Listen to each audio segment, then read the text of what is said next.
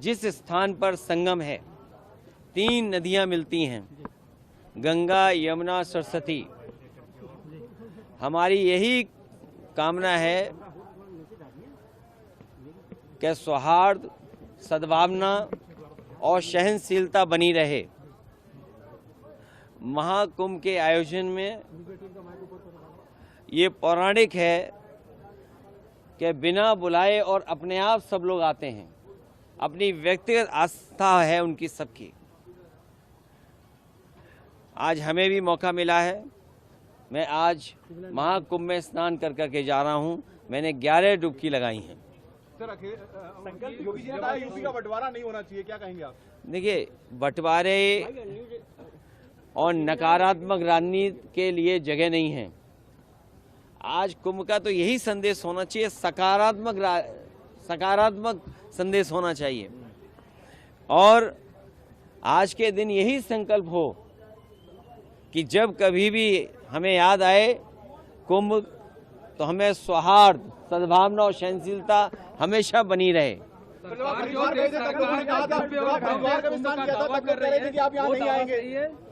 देखिए, गंगा में स्नान और त्योहारों के दिन स्नान, जिस दिन मैंने वहाँ पर हरिद्वार में स्नान किया था उस दिन भी एक त्यौहार था। बहुत बड़ा त्यौहार है। भारत देश के लोग कोने कोने में अलग अलग नाम से इस त्यौहार में शामिल होते हैं। उस दिन हरिद्वार में स्नान किया था और आज संगम में स्नान करने का मुझे मौका मिला है। योगी जी कह रहे हैं बुलडोजर चलता रहेगा, नहीं रुकेगा बुलडोजर। देखिए, बुलडोजर चले नहीं चले, सरकार कैसे बचेगी? ये बताइए, जब सरकार ही नहीं होगी तो बुलडोजर किसके पास होगा? संकल्प यही है कि सौहार्द बना रहे, सद्भावना बनी रहे, सहनशीलता हो, और जो भी स्नान हो सहनशीलता के साथ स्नान होना चाहिए। ये सरकार के लोगों को कोई स्पोर्ट्स इवेंट नहीं बनाना चाहिए इसको। ये आप जो सरकार पर बुलेटिन जारी करते हैं, अब वो आगे जारी होगा या अब खत्म होगा? आपने आके व्यवस्थाओं को देख लिया है? देखिए, समाजवादी सरकार में भी और पहले भी नेताजी को भी और हम लोगों को भी कुंभ के आयोजन को करने का मौका मिला था। जो उस समय कुंभ हुआ था, कम संसाधन में सरकारें अलग अलग थीं। यूपी में सरकार दूसरी पार्टी की थी, समाजवादी पार्टी की थी। दिल्ली में सरकार दूसरी पार्टी की थी। लेकिन उसके बावजूद भी कम संसाधन में 800 और 1300 करोड़ में वो महाकुंभ या कुंभ से जो 12 साल बाद होता है वो कुंभ कराया गया था। सर, पहले और आज तो सुनने में आ रहा है कि 7,000 करोड़ 10,000 करोड़ खर्च हो रहा है।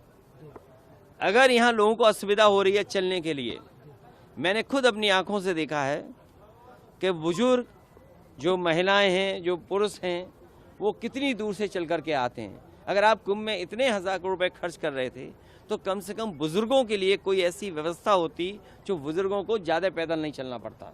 और फिर जैसे हम हैं वीआईपी या और हैं वीआईपी या और सम्मानित लोग जब आएँ तो कम से कम व्यवस्था ऐसी होनी चाहिए, पूरे कुंभ को पता लगे कि हाँ, आज कोई वीआईपी आया जिसकी वजह से ये व्यवस्थाएं बहुत अच्छी चल रही हैं। मतलब आप डुबकी लगाकर भी निशाना साध रहे हैं? नहीं, देखिए, डुबकी लगाकर भी सियासी निशाना साध रहे हैं। अरे भाई, ये बताओ, माँ गंगा के किनारे लोग झूठ बोल रहे हैं। और मैं तो आपसे कहूंगा, देखिए, माँ गंगा के किनारे न जाने कितनी बातें कही जा रही हैं, वो क्या सच हैं? लेकिन अगर आयोजन 1300 करोड़ में अच्छा हो सकता है, 800 करोड़ में अच्छा हो सकता है, तो 10,000 करोड़ में, 7,000 करोड़ में कितना अच्छा हो सकता है। उसमें तो न कोई ट्रैफिक की दिक्कत होती, न कोई पानी की दिक्कत होती, न साधु संतों से बिजली का बिल लिया जाता या उनको असुविधा होती, या जो चीज़ें महंगी हैं वो भी सस्ती होती। अरे, इतना कुछ हो सकता था 10,000 करोड़ में। और फिर तो दिल्ली की सरकार भी उनकी है और वो भी अर्थव्यवस्था कहाँ पहुँच रही है, तो 10,000 करोड़ और मांगने चाहिए। हमारी मांग है उत्तर प्रदेश सरकार को दिल्ली सरकार 10,000 करोड़ और रुपए दे, जिससे, हाँ, महाकुंभ के आयोजन के लिए, जिससे यहाँ की ट्रैफिक व्यवस्था अच्छी हो, बुजुर्ग हों, महिलाएं हों, बच्चे हों, उनको बहुत दूर से अपने सर पर, अपने कंधे पर सामान रख करके न लाना पड़े, कोई सुविधा हो जिससे यहीं पर आ जाएं। और साथ ही साथ दिल्ली सरकार जहाँ बजट दे 10,000 करोड़, और वहीं ये जो किला है वो भी उत्तर प्रदेश सरकार को दे दे। ट्रैफिक जाम में क्योंकि आपके यहाँ फंसे तो क्या? यहाँ आपके तो ट्रैफिक यहाँ जाम में परंपरा फंसे ये है कि लोग दान कर करके जाएं। महादानी सम्राट हर्षवर्धन जो हमारा रिटर्न डॉक्यूमेंट है, जहाँ हमें पौराणिक महाकुंभ के बारे में या कुंभ के बारे में जानकारी मिलती है, वो सम्राट हर्षवर्धन से जुड़ी हुई मिलती है। वो यहाँ दान करने आते थे, पुण्य के लिए आते थे। हम भी आज आए हैं, डुबकी लगाए हैं, सौहार्द हो, सद्भावना हो, सहनशीलता बनी रहे, लोगों की खुशहाली हो, जनता का कल्याण हो, हमारा देश तरक्की करे, समाज आगे बढ़े, हमारा गणतंत्र मजबूत हो, ये सब चीज़ों को लेकर के यहाँ पर नेताजी की जो